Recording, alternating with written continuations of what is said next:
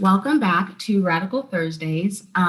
This week we have another very interesting guest, and she is doing some amazing work with youth over on the West Coast. Um, and I hope you really enjoy it and take something away. So our guest today is Tamara, who is the Marketing and Development Coordinator at PAIR, which focuses on youth homelessness. So, welcome, Tamara. Yeah. Hi, thanks so much for having me. So, could you just give us some background information? Like, who are you? Like, what did you study in college, if you did go to college, and how that translated into activism?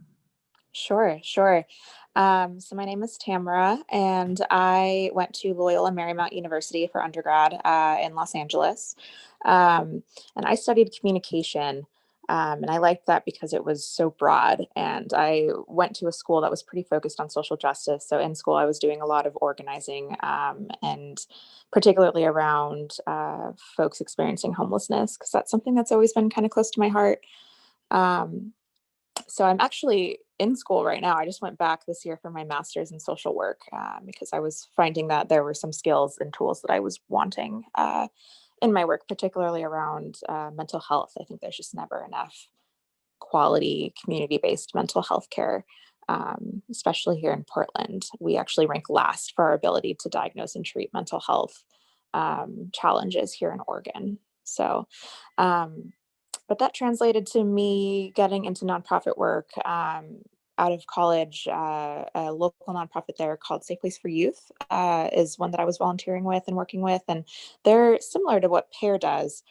So they work with homeless youth and really focus on mentorship and strong relationships. So at PAIR, we have an education, art, and recreation focus. So we really try to bring those things that pull kids away from just pure survival in, and try to build strong relationships and help them to just be kids again, and to be able to do that self-discovery and community building and all those things that are really necessary to have a joyful, meaningful life outside of just wondering where your next meal is coming from or where you're going to be sleeping next. So I kind of from there was just hopping around to different nonprofits. I've been in homeless services for over 8 years now. And I've gone back and forth between adults and kids, and I found that my heart is really in working with youth. And youth, the word youth for us is kids who are aged 15 to 25. That's so cool. My mom is actually a social worker. So, when you said that you went back, you're going to get your master's in social work, I thought that was really cool. One thing that I really like when you mentioned pair is that you don't necessarily, I feel like oftentimes a lot of organizations who focus on like helping kids and um, just being leaders, they tend to focus on like just the negative aspect and like kind of just getting them out of that initial situation.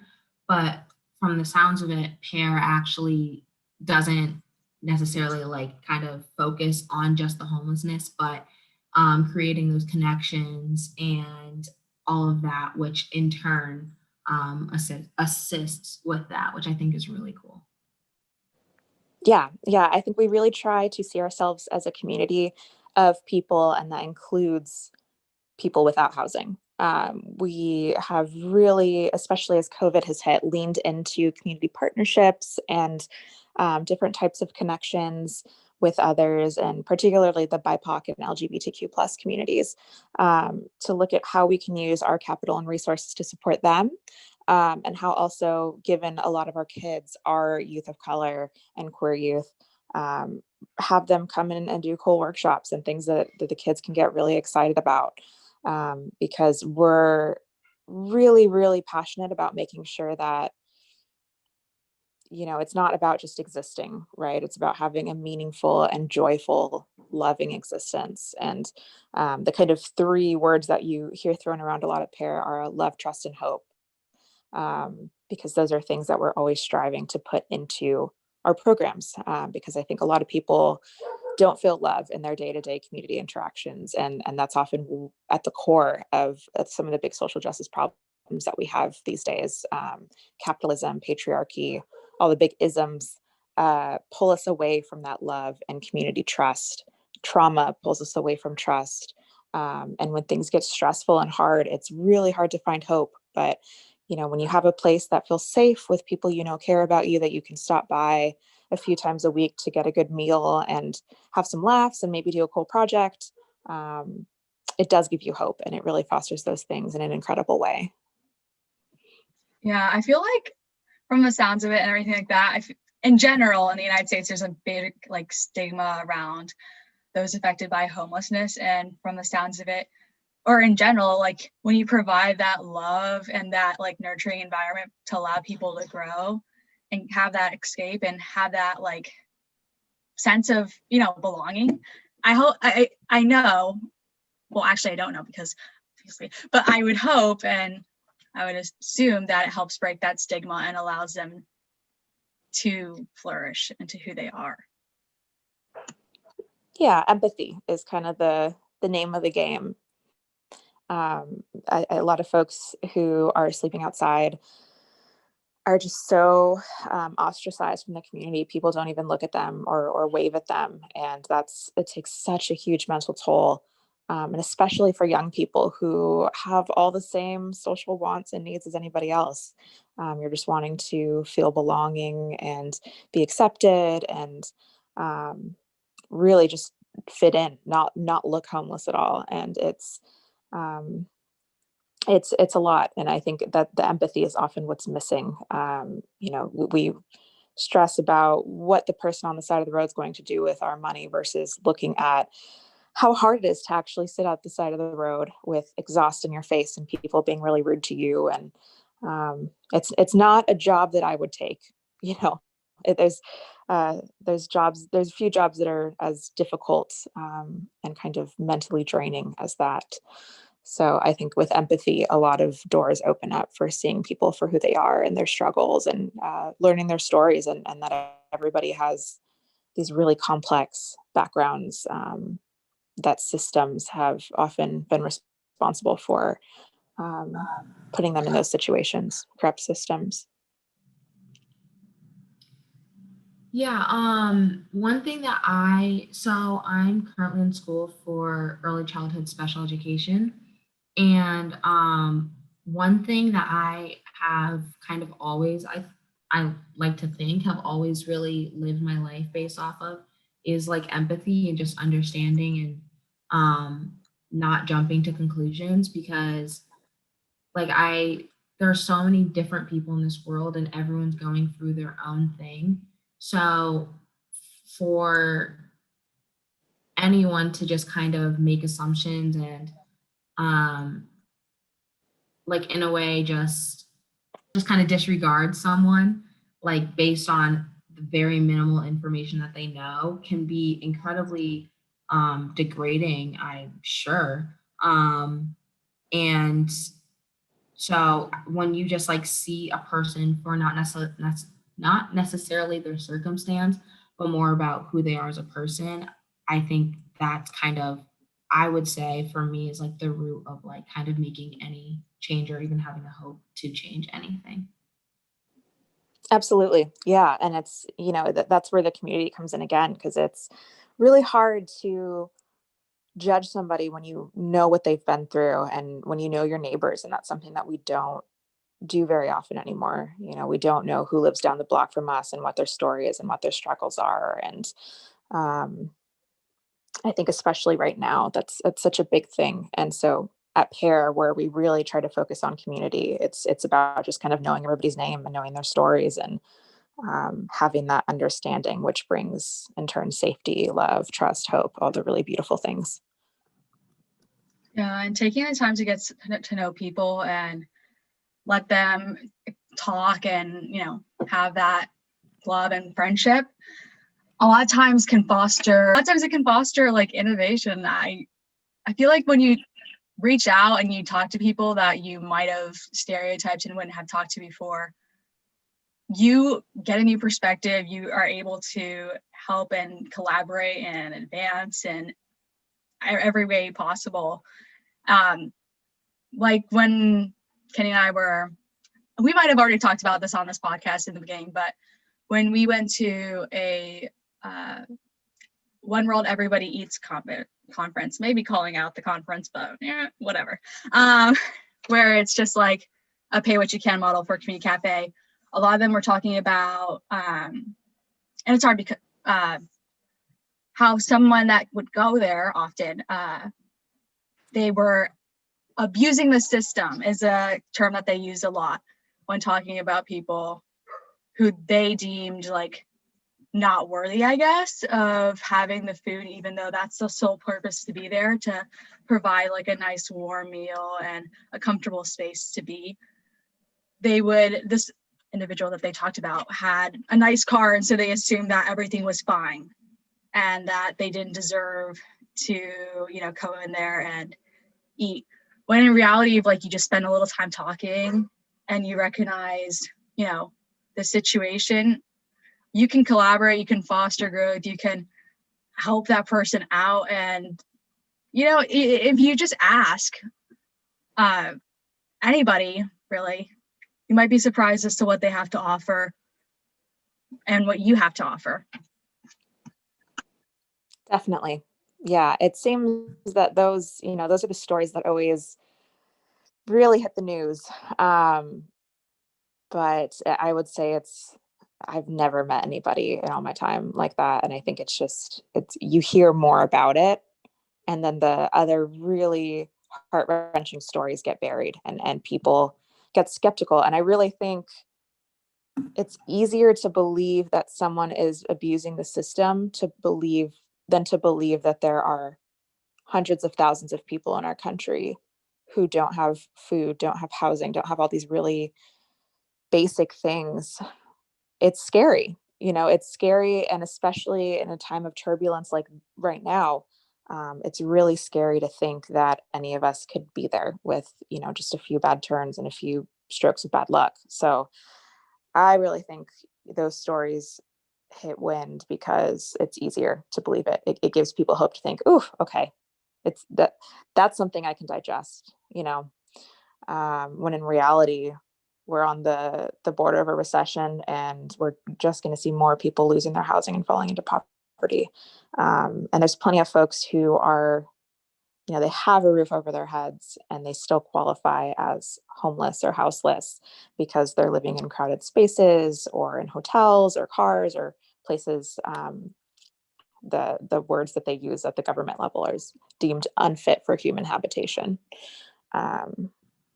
So yeah, like you said, the big piece is just learning someone's story and trusting that folks who have the need are going to come. It's also important to note for people listening that really anybody can become homeless. It's not like only for specific people. A lot of people in the South and like Louisiana and stuff like that become displaced because of environmental reasons. You can become displaced because, for example, coronavirus, you lose your job and you're not able to make that payment on your rent. There's just lots of reasons. So once again, just don't jump to conclusions and just assume everything. That's when things become dangerous in terms of. Yeah, I think like our town is a very affluent town that we both grew up in. And I find a lot just like the way, I don't know if it was like the way that Bella and I were raised or what, but I find a lot that a lot of people in our like some of our friends, quite frankly, and just a lot of people that we like grew up around, honestly, like don't think, oh, like they think, oh, that could never be me. Oh, like I can just live off my parents' income and anything can change in an instant. So I think having that awareness and simply just knowing resources, whether they apply to you at the time or not, they're always still useful because even if you never even end up using them in your lifetime, you can refer them to someone who very well could use them and benefit from them. So you're talking about the pandemic and how that's had a big impact, I'm sure. Can you talk a little bit more about that? Yeah. So the pandemic hit in March, and I think we really, like a lot of other organizations in town, weren't sure what it meant for us, and we're just doing our best to operate safely for everybody. And as kind of the quarantines were hitting here, I'm not sure what the timeline was for you folks versus us here on the West Coast, but I think it actually hit here first, perhaps. I know that some of the first cases in the country were in Washington, which is just a few hours drive from us. Um, we kind of just closed down to stop and step back and reevaluate and see what was coming. Um, and we have spent really the entire summer just looking at what our mission is and what our goals are and seeing how we can do our best to keep those intact, and to keep providing the things that are so crucial for our kids while making sure that our staff, our community, our volunteers, our kids are safe. And so for a lot of the summer, we're just doing sack lunches out the door, and we joke that we became the burrito team in town because we were trying to create food that was healthy, that was warm, that was different than others we're giving out in town, but also something that we could mass produce every morning. So usually we serve about 65 youth per day, and the need for food, typically in Portland, there's enough places serving food that if you're houseless, finding food is not incredibly hard, and we're very lucky in that. That was not the case during the pandemic. A lot of the community organizations that were serving soup in the park, and doing different potluck things, that account for maybe 50% of the food in town, shut down because they were quarantining, and they were kind of stepping back and doing what everybody else was doing to assess. But it meant that organizations like us had to step up. So for the first time, we started serving adults as well, because there were just so many folks in Old Town Portland, which is where we're located. And it's essentially kind of the Skid Row of Portland. And so at the peak, we're serving up to 400 people in total, both kids and adults. So it was a massive increase for us. And really kind of stepping away from what we typically enjoy doing and offering to the community to offer just what purely was needed for folks to survive. And we were doing our best to hand out survival gear like safety equipment, masks, sleeping bags, things like that. So now that we're moving into fall, we've stepped away from that and are a little more, I think, we have more knowledge about what is happening around the coronavirus and what different folks in town are doing to stay safe. Everything's kind of stabilized a little bit more. So we are able to have our safe space, which is kind of our day center for kids, open again, which is awesome. And we have a gallery space with a big opening door, so we can have like outside air coming in and create an airflow and distance the kids. And so we have them come in 30-minute intervals, and then we disinfect and clean the space and let 10 more kids come in. So I think we have our system down now, but it's really challenged us to look, like I said, at our mission and goals and kind of go back to the basics. A lot of the really beautiful, complex programs that we had been building for years around just providing the things that individual kids needed, like parenting programs, different job training programs, different outings and cool opportunities for youth.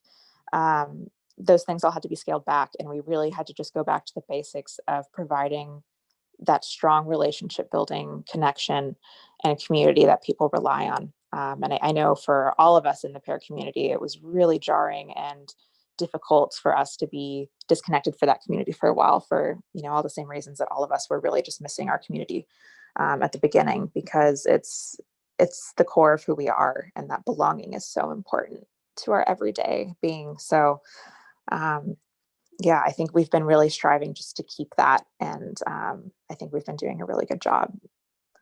From the sounds of it and from the programs that we saw online, it sounds like it's been working. And from what you said, you do deal with a lot of youth and high school, college-aged kids. In terms of distance learning, we've talked about with a couple other people how the shift has happened and it's been more online focused. Has your organization or other organizations, do you know, how are they handling that, or how are the youth you serve handling that, I suppose, or transitioning to it? Sure. So many of our kids are actually out of school. They've graduated high school, or, for other reasons are working on their GED or other degrees with us and other agencies in town. So we haven't seen a lot of the kids having to transition to digital learning. And digital services and programs is not something that we've really focused on outside of for donors, partners, and others in our community, largely because all of our kids have phones. And that's something we know and use to communicate with them. But they don't have computers. And so many of them, it's not as easy to get to a library every day or a place where they can use a computer. So the digital part of the pandemic hasn't really affected us a ton. We had to move our biggest event of the year, our fundraiser in June, to a digital event, which I think a lot of nonprofits are doing right now, moving fundraising online, which has been a shift. But it's really more been about just making sure that the biggest way that kids learn about things at Para, for example, is they come in and talk to us and say, hey, what's happening on Thursday? So we've had to really kind of shift and look at how can we get them on our social media, and rather than inviting people into our art gallery, for example, which features youth art and is a positive way for kids to make money by selling their art to the community and to gain some reputation as an artist. Rather than inviting people into the gallery, we've been looking to build our Instagram following and network in that way. So we've definitely been affected and definitely been shifting in really innovative ways like everybody else, but not so much in the digital sphere, because that's not so much where our kids are having a need.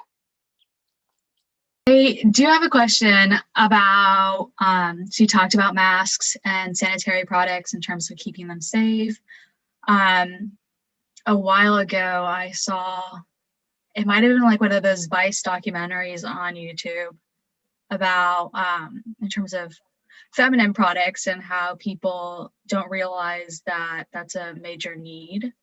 I don't know if there's any like program or what have you within your organization that deals with it, but could you talk a little about that? And then if there are any resources for people that may be listening or don't know about it that can help them positively contribute to, I guess, the issue at hand. Sure. Yeah, I think we're lucky in Portland in that we have a few, I think because it was such a need for a while, we have had a lot of different organizations step up, and that's kind of solely what they do is they put like period kits together and donate hygiene items and feminine products.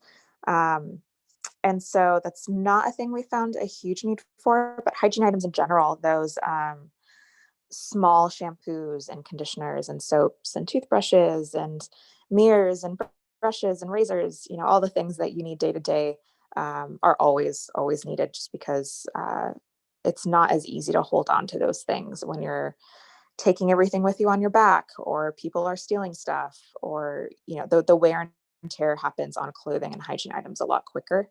So those are always a need, and I would really encourage you to find organizations like Pair that are working with youth in your community, and find other organizations that are working with houseless folks. And if they're not, if you have a hard time finding those, and your state is one where there aren't a lot of organizations doing that work, go out in groups in ways that feel safe and find folks and just ask for what they need. I know a lot of community groups around here, especially as winter hits and it starts getting really cold, we'll go do outreach and bring hygiene items and hats and gloves and hand warmers and strong weatherproof jackets and shoes. I would say those are kind of the biggest thing that's needed right now, is everybody's gearing up for winter. And that cold and wet can be life-threatening.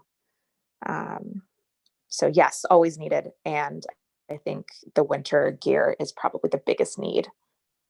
Folks in homeless services are trying to get out to folks right now.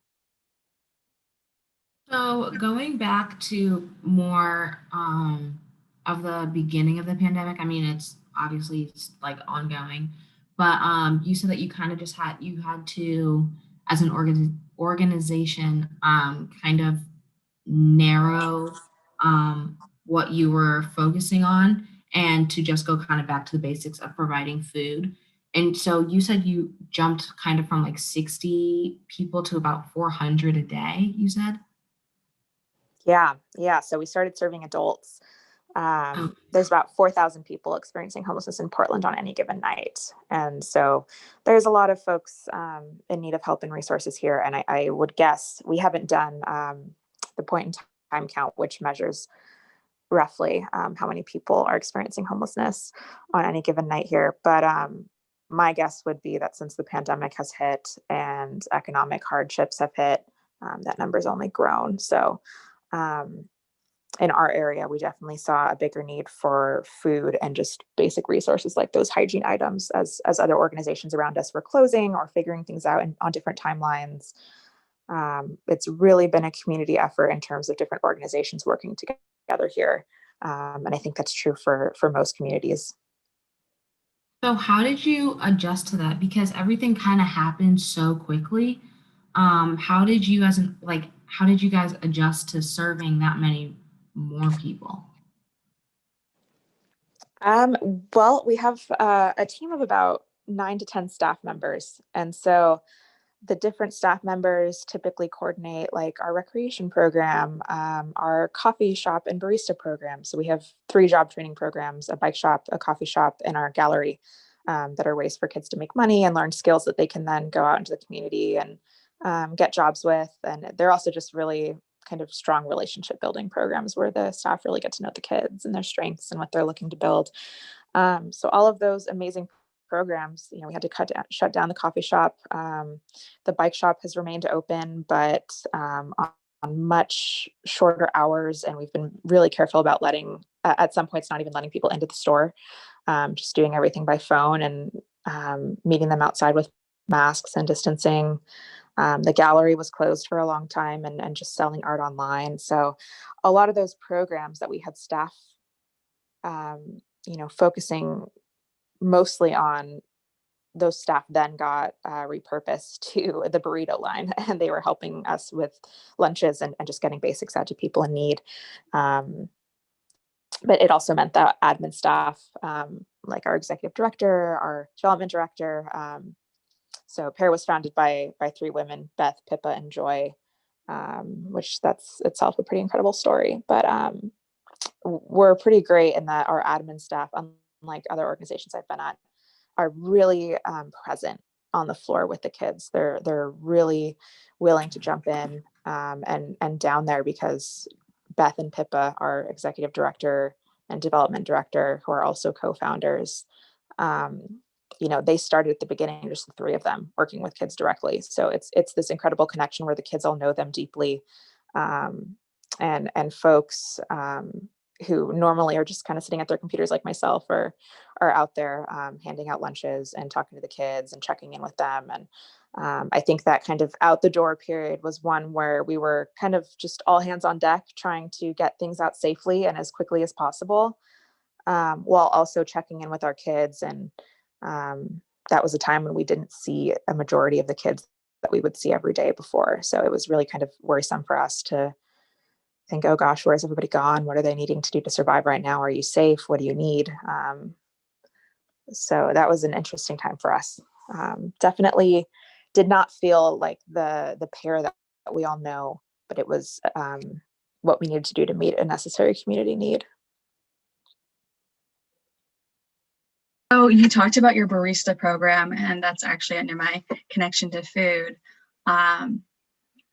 Well, naturally, when you don't have access or consistent access rather to food and housing, you can oftentimes develop nutrient deficiencies for various reasons. I have nutrient deficiencies, so it's not something that's like not uncommon or what have you, but it can oftentimes be worsened.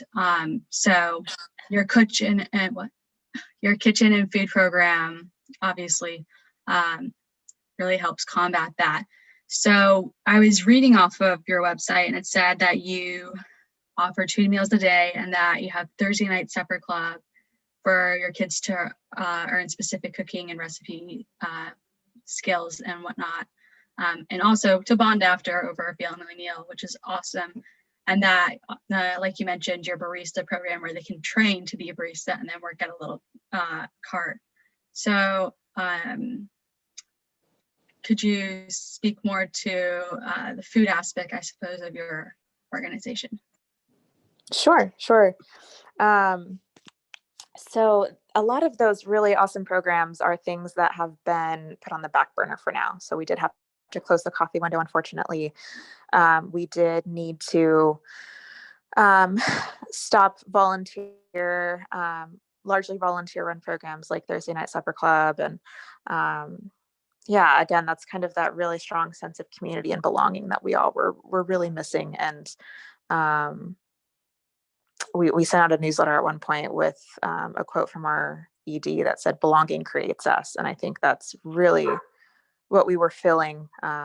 Sorry if you can hear my dog in the background. The joys of working from home.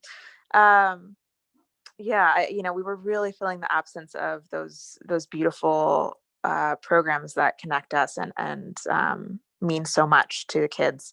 But food is definitely at the root of what we do, and it's something that builds community. It's something that helps us feel safe and welcome. And it's been really sad for us to move to a model where we have to like keep things behind a counter and bring kids.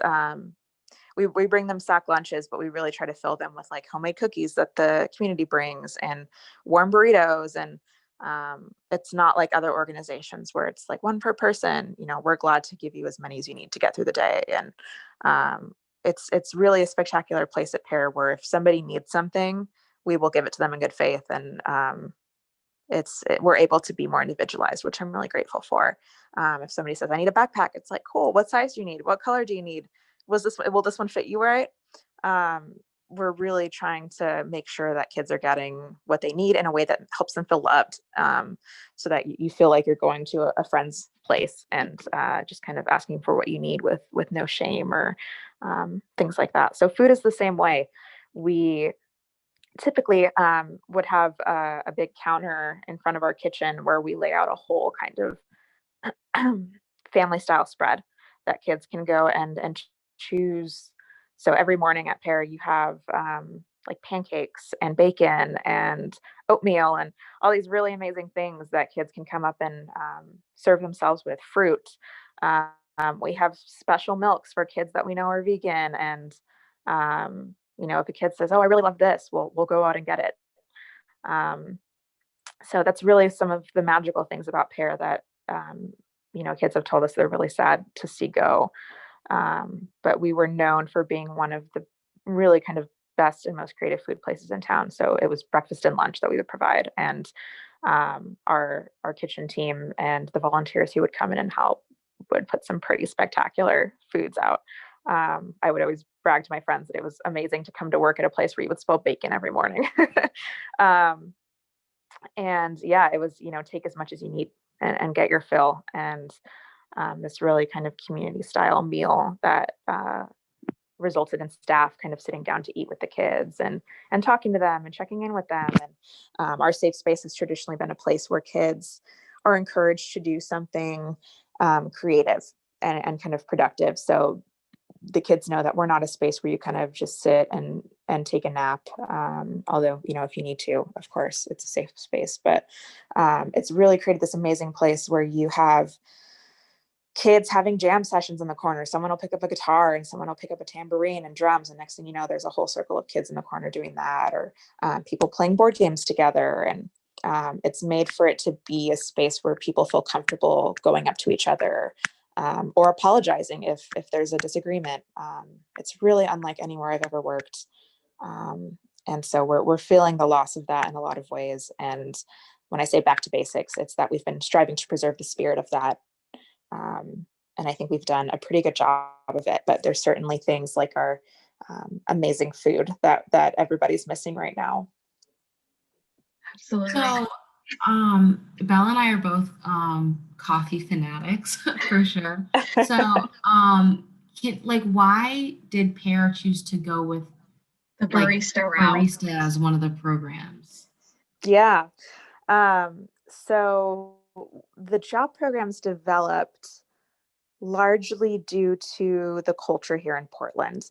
And so kids were asking, like saying, I want to work here. I want to work here. I don't have the skills to do it, or I don't have the background. And bike shops, coffee, we're definitely a coffee town here too.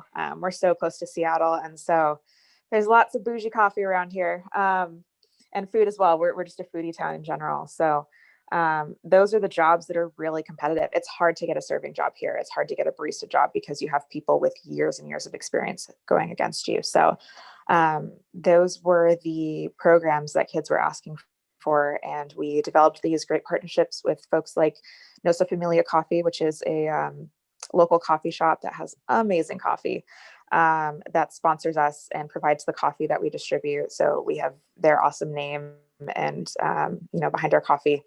And same with the bike shop. We're a biking city and a walking city. We're a really kind of small town. So you find lots of people commute to work on their bikes. There's bike shops everywhere. And it's something that folks with technical skills really enjoy doing. And so that was just kind of a niche market that is big here in Portland that there was a need for. And the gallery, I think, grew more so from just, we've always had a creative background. Our three founders are all very creative and amazing artists. And we get so many of our kids are so creative in so many ways. And so you can actually follow our gallery on Instagram. It's Artworks PDX. Or Pear Gallery, if you search Pear Gallery, and you can see the art that the kids are doing and buy it. And so the gallery became a place where kids who, were selling their arts on the streets could put their name and their stuff on a wall in an official way and get it out to our community of established artists and sell it for not nearly as much as they can be selling it for. That's why we're really trying to build the reputation of the gallery right now, because some of their artwork is truly incredible. But it's a way to make money, and also art is therapeutic in so many ways. And it's a way for them to have somebody say, hey, this is really incredible. This is amazing. You did this. When there's not often others in their life kind of showing them the incredible things that they can do, and just kind of building them up for that. Awesome. So that's going to be a great transition point, but I just have to ask this question really fast.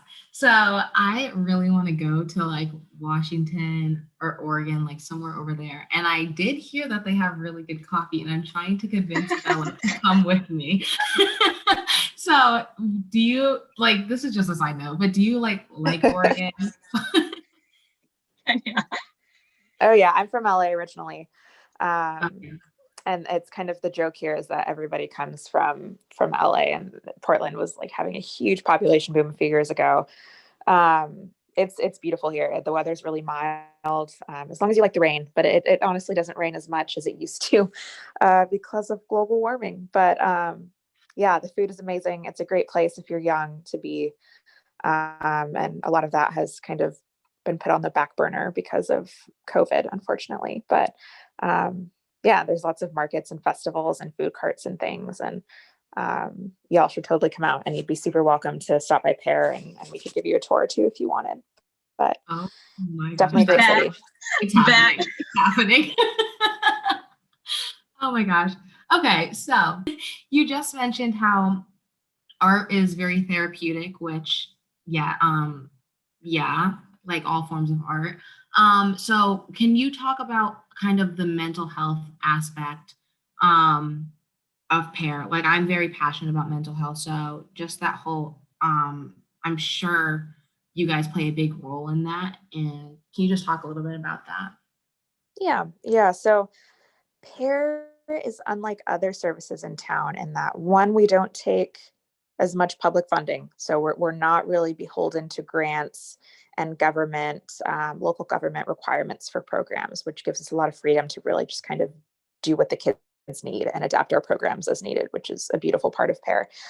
What that also means is we're not similar to other organizations that are really kind of like the wait in line model to get what you need, or sit in a waiting room, come up to a front desk and talk to somebody. We are not like that at all. It's a lot more laid back. It's a place where people feel like they have a home there. And it's for those reasons, we don't have like a doctor coming in, whereas others might have a clinic. It's far less formal than that. And we do have doctors and folks that can like come and volunteer their time occasionally, but we partner more so with other organizations in town for things like that. So there is an organization called Outside In that has a free clinic for mental health and physical health where kids can get prescriptions and things met. So we'll often refer kids there.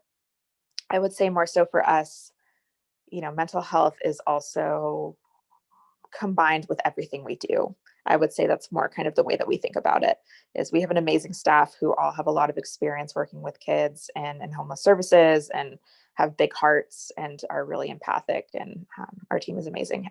And so when they're working with kids, we're always checking in with them. What do you need? How are you doing? Are you taking your meds? And just kind of wellness check-ins, but also checking in on ourselves too. I think a lot of people are drawn to this work because we have similar challenges to the people that we're serving and working with. So, I know for myself, I have personal trauma. And so I'm always bringing that with me to work and being trauma informed when I'm working with kids. And it becomes something that we can use to relate to them. And it's like, hey, I know some of these things that you're going through. We have staff who've been raised in the foster care system, and a lot of the kids that we work with have been through the system. So with mental health, it's a lot less formal with us, which is something that is a really great strength of ours in a lot of ways, because we depend on those strong relationships. It becomes something where people feel comfortable letting us know how they're doing, and what they're needing. And things like art and food and recreation, education, all those things, which I don't know if I mentioned, but that's actually PAIR is an acronym for Project Education Art Recreation. So that's the acronym. Circle. Yep. So education, art, recreation, and then we would also add food and job training are kind of the other two. Those are the big categories. And so mental health care, physical health care, and just general self-care and building a healthy community for both the kids and the broader Portland community all get funneled into those things in really intricate ways. So, for example, recreation, they go rock climbing every week and they take the kids on hikes. And a lot of them have not been able to connect to nature in ways like that before. They haven't been able to go hiking on a mountain or snowshoeing. There's just no opportunity for that. And so we have like great programs like that where you get to go do these amazing things and then stay in a cabin and sleep inside, because camping is not a novelty, not a thing that feels great. So yeah, I would say we definitely work mental health into kind of everything we do. It's so important. And it's something that many of us, all of us, are dealing with. The stressors and the collective traumas of this year have been intense. And the civil rights movement that's taking place in the country, but here also in particular, is something that our kids have been feeling deeply, I think, as they're definitely some of that have the most, I think, experience with police violence and being swept and moved by them. And so trauma, mental health, stress are all things that are constantly on our minds and that we're checking in with each other on. Yeah, I love that you guys focus on the an informal approach to mental health. I think that a formal approach is always good, nothing bad about it, but I think when dealing with the younger population, it's important to have an informal conversation because it normalizes it and it doesn't carry that stigma that wall of not wanting to talk to try to or to have an outlet. So I think it's great that you guys have that informal way where it can be a comfortable like vibe, I guess. I hate using the word vibe for everything, but it really is like just a comfortable atmosphere and language associated with mental health. Yeah, absolutely. And we try to make it a place where everybody feels respected and welcome. And that's something we do hear from our kids. So we're really proud of that. And I think it's something where, like, I know I've worked places where I personally would not feel safe getting the services. And that's really difficult. And Pear is a place where I know if I or anybody I care about were to have a need, I would really refer them there and feel good about them going there. That's amazing. So, wrapping it up, kind of loosely, can you talk a little bit about any policies or advocacy or awareness that's happening in Portland or statewide or nationwide? And then if you have any advice to some youth who are trying to get into activism. Okay. Yeah, activism and advocacy. Um,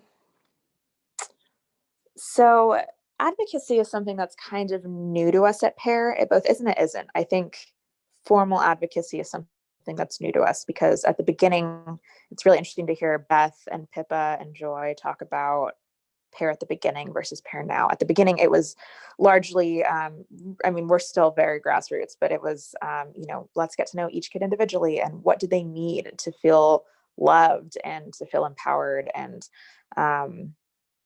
to understand and feel agency to use that power that they have. What do we need to do that and to build a place where that is something that happens organically? And that's still something we do.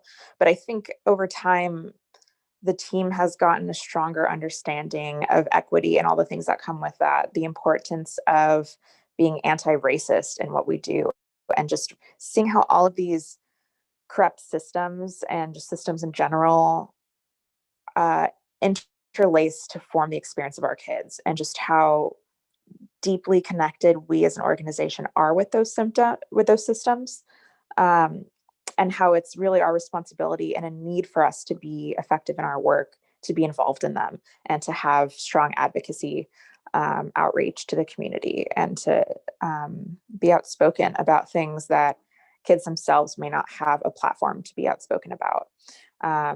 So things like racism, white supremacy, transphobia, housing injustice shape every single experience our kids have, right? Those are things that they're experiencing on a day-to-day basis. And so those are things that we've realized through the years that we really need to be on board in fighting that injustice with them, and using our platform and our power as an organization and as a certified nonprofit to advocate in those ways and build healthy communities.